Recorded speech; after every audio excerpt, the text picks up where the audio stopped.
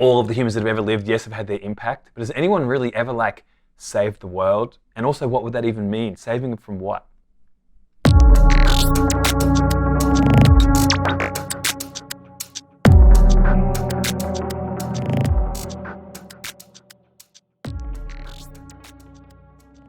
You know, fuck saving the world.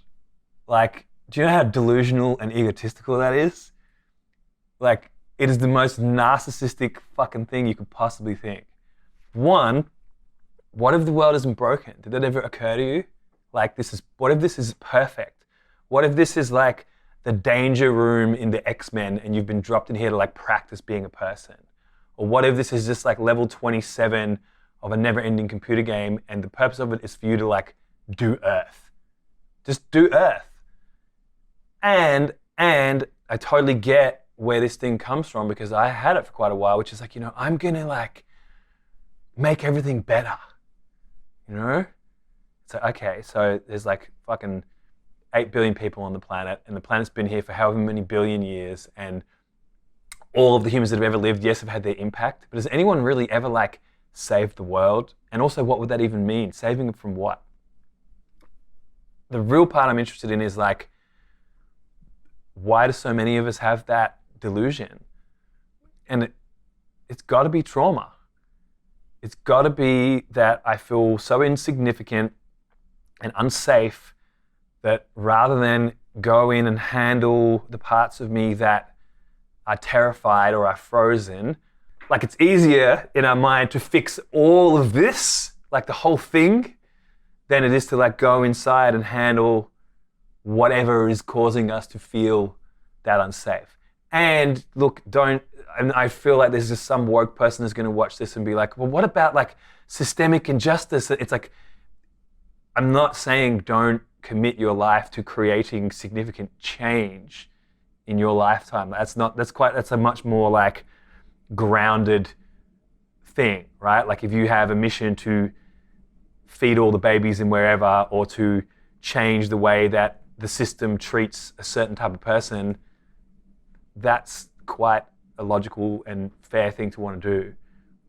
But if it's coming from a childish sense of like, this isn't fair, the world isn't fair, and I'm going to make it right, it's like, are you though? You're going to die. You're going to be here for just long enough to clock what's going on, and then you're going to die. And the question that I've started to ask myself is, what if I'm just here to experience my life? What if I'm just here to be a fully expressed version of myself? And when I tune in through that lens, I actually feel that the behaviors that I produce and the person that I become becomes more valuable than someone who's on like a crazy quest, to change, to like save the world. Something, Hitler.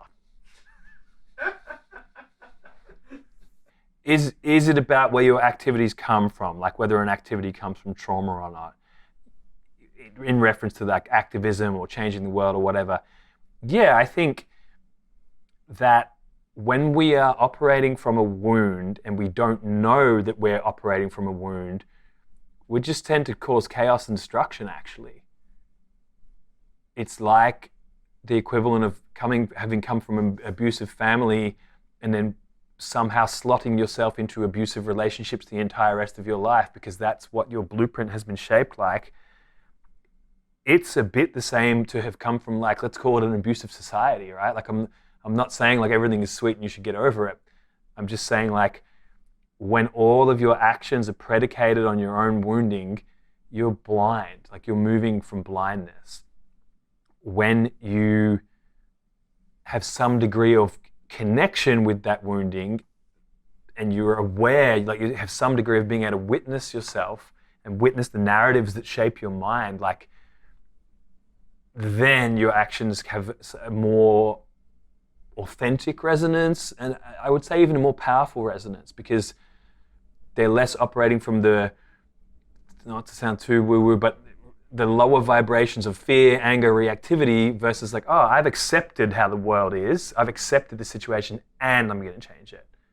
Versus like, it's not fair, like it's interesting how much we hear the language of a child in the language of reactive activism, It's not fair. It's like, that's what the 4-year-olds say a lot. You want me to go to bed? That's not fair. It's like, well, it's just what it is. And I think there's a big, fuck it, I wasn't going to go there, but I'm going to go there. I think one of the big differences, I've spent some time on the cusp of where activists and where entrepreneurs are brushing against each other and often not very harmoniously. And one of the big differences that why I like the entrepreneurial worldview a lot is that the justice mechanism has been removed. Like most entrepreneurs, they're not operating from, well, that's not fair. They're operating just from what is. Like if I put out an ad and no one responds to it, it's not useful to go, that's not fair. It's more useful to go, okay, the data I've gotten is when I use this kind of copy with this kind of picture, nobody in my target market engages with it. So I'm going to try a different one. And maybe I have to try a different one 1,000 times, but eventually I'm going to get the one that produces the result that I want. But when someone has the justice mechanism installed in their brain, which basically is saying the world should be fair.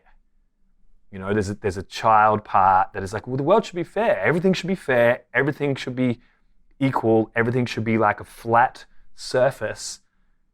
There's nothing wrong with that idea, but as soon as you come into a reality which is uneven, which is almost all realities you could get involved with, there's a massive disparity between what you're trying to do and how you think things should be, so you get lost.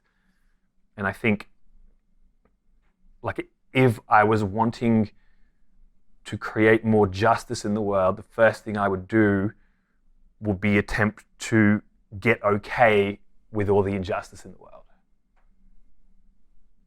Because if I can't do that, how am I going to intelligently interface with a reality that is like justice is a human concept. Like if you're a gazelle in the Serengeti, where's the justice? It's just fucking run or get eaten. That's it. There's no like, well, you can't climb a tree, you can't fight a lion, you just got to gazelle your way through the situation,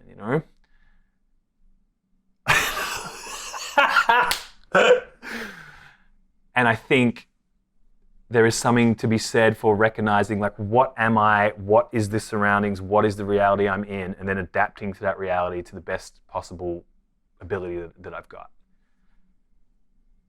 I'm so glad you went. I can already feel all the potential miss ways to interpret that, and all my own arguments against what I'm saying. It's just like, well, we've gone on to this side of the thing. There's a whole, as soon as I shout out of this, as soon as I do a Facebook post, it's like I'm on a balcony with a megaphone, and anything that I say that's specific is going to be at least 50% wrong. Like anything I could stand for, that's going to be half wrong, because it's like what's not a half truth, It's the role of the trickster.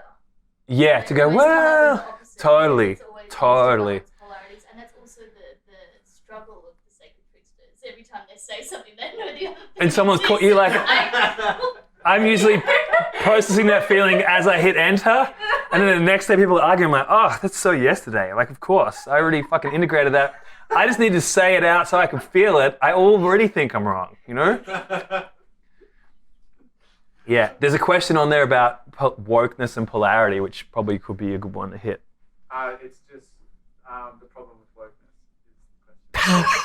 wokeness. So someone asked me to do this one. I'm just going to use that kind of excuse before I start. From an integral point of view, from a non-dual point of view, from a magical point of view, which is seeking to move towards greater unity of all aspects, there's a big problem with the woke mindset. And the problem is the addiction to one side of a polarity. The problem is any mindset that sets you up to think that you are right basically makes you into a reactive imbecile, even if you're super intelligent.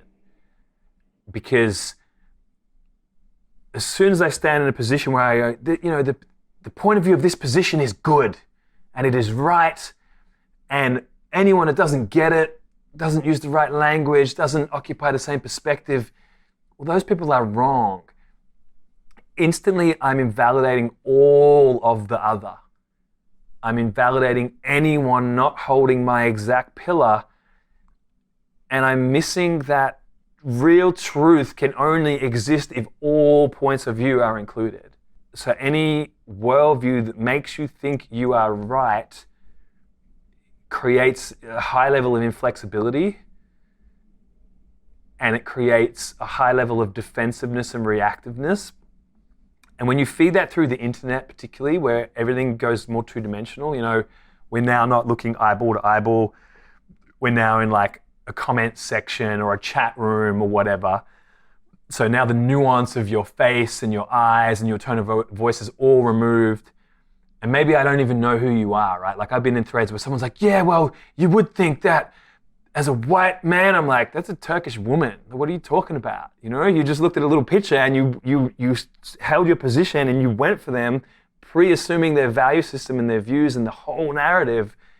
Or I see Americans attacking Australians for not using like American-style woke political language, and it's like that's not the discourse. You're trying to actually inflict your point of view without any nuance or without any understanding of who you're talking to. And so when you take the polarization of I'm right, I'm a good person, and good people, read the right books and say the right language and occupy the right position, it actually gives you a license to be super intolerant and to feed division.